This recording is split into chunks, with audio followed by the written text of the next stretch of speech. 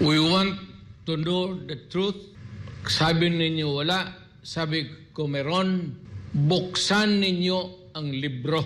Yun. Tapos ang usapan. Wag na tayong magbolahan. Sabi nyo wala, sabi ko meron. Buksan ng libro. Simple, di ba? Ewan ko ba't pinagtatagal nila yung issue. Period.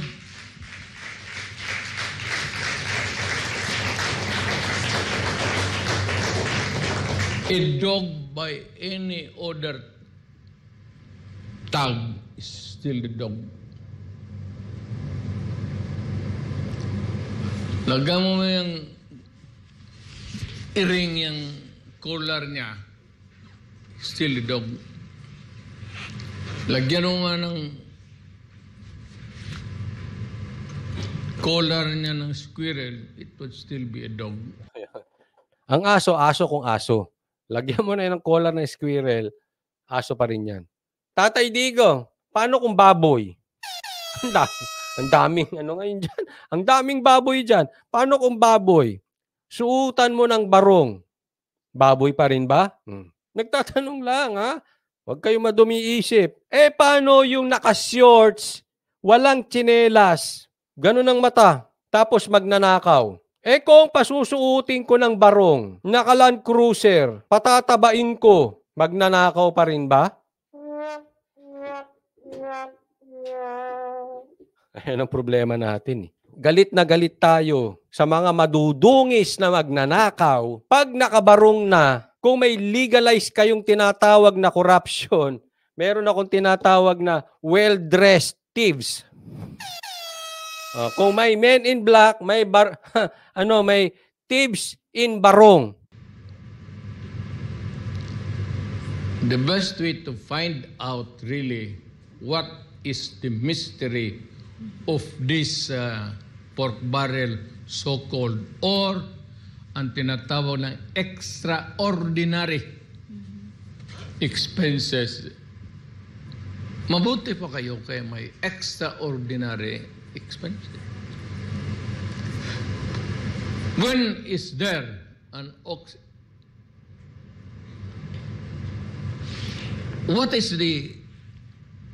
when does it occur? What is the occurrence of an extraordinary expense? Maraming salamat po sa nagpasalamat dito. Gusto ko lang i-acknowledge. Salamat sa matatapang na vloggers tulad ng Banateros Brothers. Sabi niya, Miss Maharlika, Miss Sas, Attorney Glenchong, fight for our country. Maraming salamat Dulce Amores. Alam nyo, naiinis lang ako kasi sa laman ng balita ngayon. Ang ganda nung pagkakasabi ni Sas na jukebox vlogger. Alam mo, hindi lang naman vlogger yung jukebox. Meron ding jukebox media. Ano maibig sabihin ng jukebox?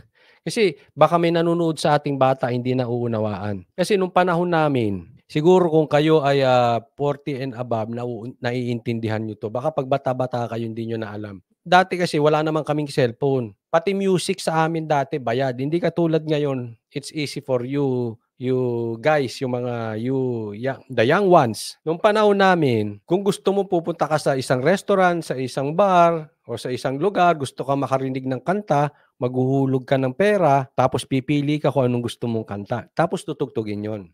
Yun yung jukebox. Kaya nga tinawag na jukebox vlogger kasi kung ano hulog, yun ang kanta. Sa madaling salita, kung sino yung nagbibigay, yun ang ikakanta. Siya ang ipopromote. Ganon. Pati media, meron ding jukebox media. Pero ngayon, huling-huli. Meron jukebox vlogger, meron jukebox media. Tingnan nyo po Yes, alam ko issue yung banggaan dyan. Okay? Hindi natin para kampihan ang China, ang US, ang Pilipinas, dyan sa banggaan sa WPS. Ayoko pong magbigay ng dyan kasi para sa ang aking tayo, ako ay no to war. Ako talaga kung tutuusin, ayoko talaga ng gera. Pero sa isang banda, I know it's coming. Kaya pwede rin. But mamaya explain ko kung bakit. Yan ang pinalaman nila sa balita. Yan tungkol sa banggaan. At yung demanda kay Tatay Digong. Hindi binalita yung tungkol dito sa wag magbayad mag-tax. Alam mo, pinaiikot-ikot nila. Meron ako narinig na isang vlogger. At ito ang mga tono. Meron kasing mga dilawan na dinediretsyong binabanatan si Sara. For me, ayoko nun. Pero mas nakakaasar itong strategy nila. Itong mga hunyango na nasa gitna na mga jukebox vloggers na mga jukebox media. Ito ay nasa gitna. Anong ibig mong sabihin nasa gitna? Hindi nila titirahin si Sara, kunwari pupurihin nila. Pero sa bandang huli, sasabihin nila, sana lang itigil ni Sara ang pagsuporta sa China.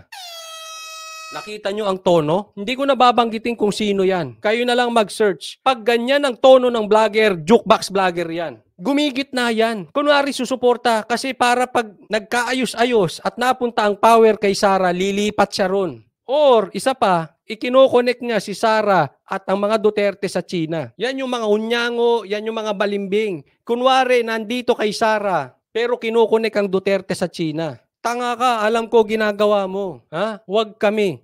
Sorry po ha, huwag kami. Huwag po kayong papaloko sa ganyang strategy. Yan ang ipinapakalat nila. Yan ang mga pinapakalat ng Ensimada. That is fake. Kunwari, sinusuportahan nyo. Suportado namin ang unity team. Sana lang wag suportahan ni Sara ang China. Binobola nyo taong bayan kayo mga doble karang vloggers. Mga piste kayo. Manindigan ka kung maninindigan ka. Ang hirap eh. Alam mo, alam natin na yung ginagawang paninira sa Duterte at kaya nanggagalaiti sila dyan sa China kasi i-connect nila yan. Magsasalita ako kasi meron ako narinig from the inside. Okay? About that. Tandaan nyo to, mark my word. May interview ko yun, ilalabas ko dito. Style nyo yan. I-connect nyo ang Duterte sa China tas babanatan nyo na. Kung ma-interview ko o hindi ko man ma-interview, basta ilalabas ko yon. Siya mismo magsasalita. Walang connection po ang Duterte sa China. Hindi ibig sabihin ayaw nila sa US dahil sa pang-aapi at pang-uuto at panloloko sa Amerika, ng Amerika sa atin. Hindi ibig sabihin kampi sila sa China. Hindi po. Hindi totoo yan. Huwag niyong niloloko tao. Kayong mga vloggers, huwag niyong niloloko tao. Kung gusto niyo si Sara, kung ayaw niyo. Ang hindi ko nagustuhan doon kasi pinagbibintangan na si Sara. Again, ako rin ha. Hindi ko sinasabing gusto ko si Sara at ayoko si Sara. Pero yung i-connect mo yung Duterte sa China, mali ka dyan, Brad. Magpakalalaki ka, Brad. Mali ka dyan. Well, sabi ko nga, mark my words, isasalpak ko yan sa pagmumukha ninyo. From the inside yan, sasabihin ko. Yan. Tawag ninyo na noon, pork barrel. Galing ako dyan. Look at the records. Kaya huwag na tayo magbulahan. You know, hindi naman sabihin na, hindi lang ninyo kasi nirespeto yung anak ko.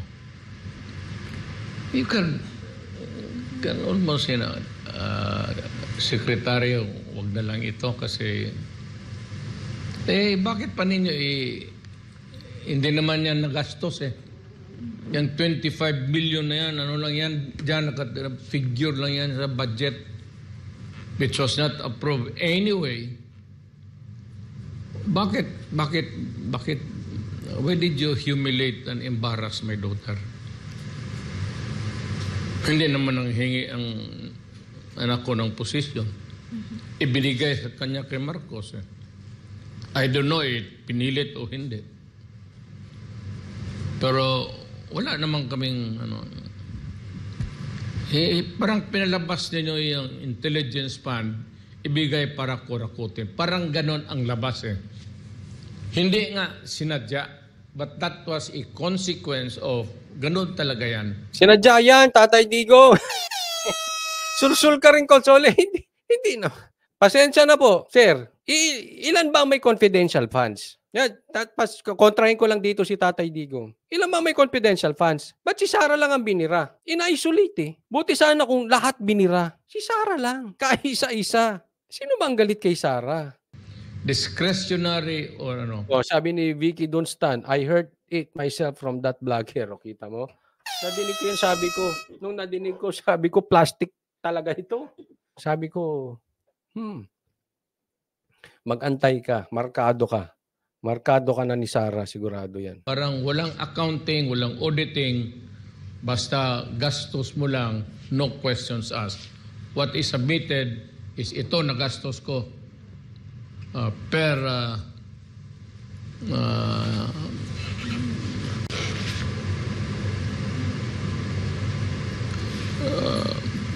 sobro sa,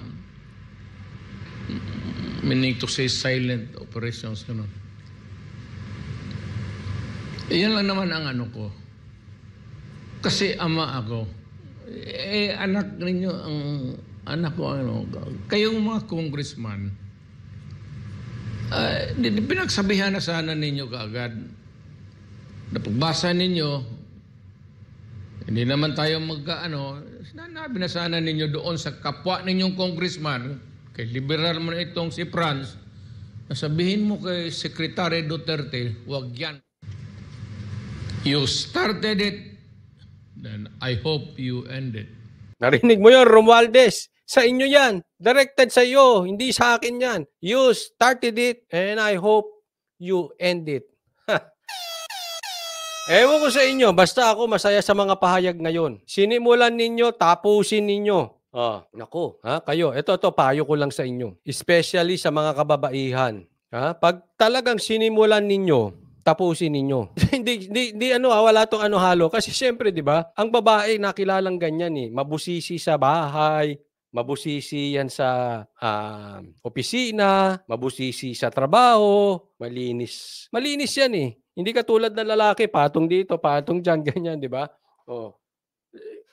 Kaya, dyan nakilala mga babae, masinop yan, masinop. Kaya pagka sinimulan nyo, tapusin ninyo, Yan ang magandang katangian ng babae. Kaya ikaw, Romualdez, sinimulan mo, tapusin mo. Tingnan natin. Alam mo, dapat, ang sinisisi ng Kongreso, ng lower house at ng Senate, si Romualdez. Dahil sa pangarap mo, pati sila sinisilipan, nagkagagulo tuloy. Pati unit team. Bagamat hindi ako naniniwalang meron talagang unit team. But this one, it's very obvious. You are just in denial. Kung hindi ka maniniwalang, biyak na ang unit team. At sino ang dahilan? Romualdez. Ang galing mo, Lintasya. Are you saying babae si Romualdez? Hindi ako nagsabi niya na ikaw. Kasalanan mo yan. Kaya nga uulitin ko yung panawagan ko kay Marcos nung una. Sasaludo. Suportahan natin si Marcos. Pag tinanggal niya yan si Tamba, yan ang sumira sa unit team nyo. Yan ang sumira sa pangarap ninyo. Makikitaan ka ng sambayanang Pilipino that you are a strong leader once and for all. You will settle yung maling tingin ng iba sa paningin mo na ikaw ay tinatawag ng weak. Pero pag natanggal mo yan, mapapatunayan mong strong ka. Ayos kayo ni Sara. At tatandaan natin, pag nasa likod mo si PRRD, ako naniniwala ko, baka nasa likod mo yan si Tatay Digong. Just show some loyalty and respect to Sara and a significant sacrificial move to remove Romualdez. Malaking bagay yun. Matatapos mo, sir, ang 6 years mo. Tingnan mo. Pero hindi, sorry. Hindi ako nananakot. Let's not deny. Duterte is a Duterte. Malakas ang Duterte. May pahabol. Sabi ni Nani, isama mo na si Boying at Katapang. Ayan. Pag naisama si Boying at si Katapang, ay ayos na. Maayos na ang administrasyon.